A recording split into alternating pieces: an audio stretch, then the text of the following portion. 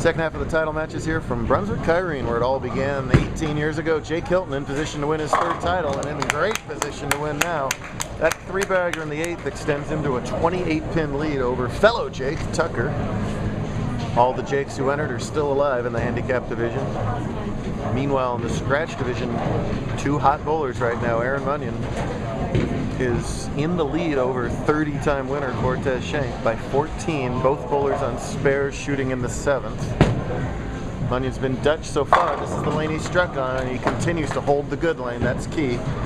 However, if he's got to figure out 40, that's the lane he hasn't struck on. He'll be finishing on that lane in the 10th. So we'll see how that plays. Ooh, and meanwhile, things may have turned a little there as Hilton leaves himself a big split in the 9th. So Tucker's going to have his chance.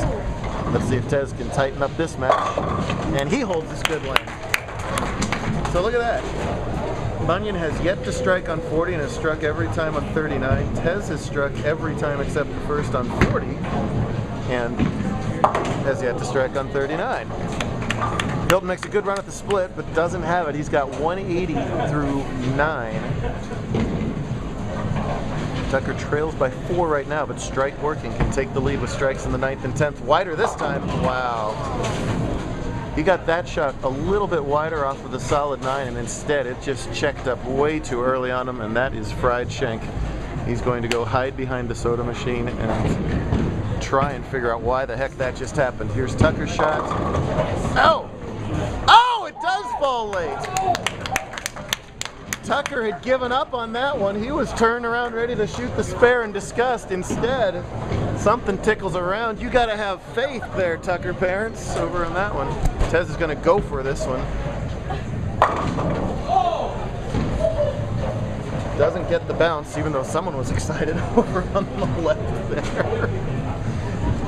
And Cortez in huge trouble. It's as great as Tez is, it is so hard to win back-to-back on a weekend out here. You get down to these single-game matches. You can hit pairs you don't like. That was noticeably soft for Jake. That might be a shot he really might want back, depending the final results here. It's going to have to spare that up first in the 10th frame.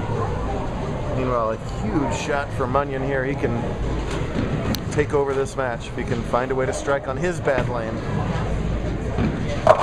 Oh yeah, destroys the rack. Nice shot from Aaron. Tucker must have this spare. Look out. Wow, and instead misses them all. What a, boy oh boy, what a tremendous break he got in the 9th frame, and then unable to capitalize on it in the 10th as he goes 7 out. And that's it, it's over. Jake has already won. Tucker, if he had doubled in the 10th, would have shut out Hilton on the bench. Instead, Hilton wins it on the bench. That's how quickly it can turn around. And now here's Munyon missing on his good lane. Wow. Bowling's such a fickle sport that way. A game that's in complete control can completely turn around on you. Jake Hilton wins his 3rd career JBT title, while it's a career high finish for Jake Tucker. Munyon can spare strike for 207. The best Tez can do is 192, so a spare will lock it up, and he misses it badly. Wow! Yesterday, Robert Douglas had a chance to shut out Tez, and he 9-outed in the 10th frame. That let Tez back in it. Now, as we check out the score here, Munyon still strikes fair for 192, 195, which is still a win. But that's going to be a tough 20 count for him to fill if Tez can find a way to pack the last 4 here. First things first, hold the good lane. All right. Dices that rack apart. In general, I know this house pretty well. Lane 40 is the lane that people worry about, but it's such a mismatched pair that sometimes you can get 40 okay and then not hit the more quote-unquote normal lane 39. But right now, 39's got over-under for Tez, and he might sit on this one for a while. To have any chance in the match, he must really get all 3 straight. He has to get the first 2. Straight. First hit, if he only gets the first hit, he'll have count issues. But what to do? Big 4 last time. solid 9 the frame before, and a 5 count washout before that. So that's light, pinch high, and then higher. Do you move the brake point in left? Bumping the brake point out didn't look good at all.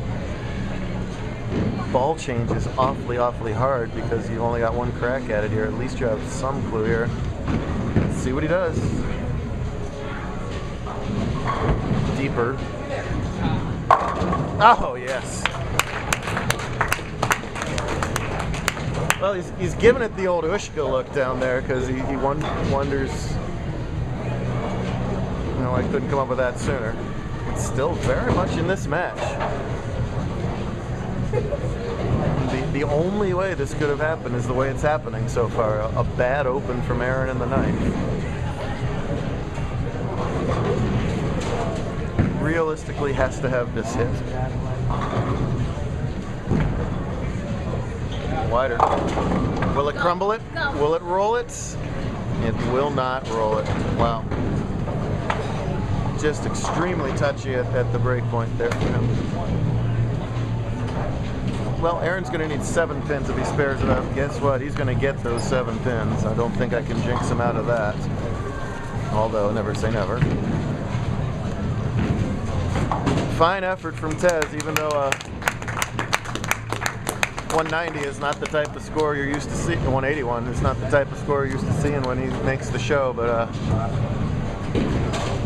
gave it everything he had on what was obviously a tricky pair for him. But man, you know, we talk about Tez just about every single week. Man, is Aaron bowling awfully well right now. He broke through for that first title. Could have easily won yesterday, and he's going to win it again here. So anytime you got a guy that gets a good look on the left side, he becomes a force to be reckoned with. And he's done a lot of that rack shredding here all weekend.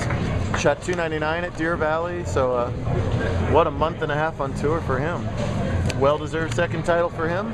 Well-deserved 3rd title for Hilton. We'll do it all over again back in Vegas next week at the Wildfire. Excuse me, ladies. I'm going to go where the microphone actually works. When you're going good, those fall too. Congrats, Aaron.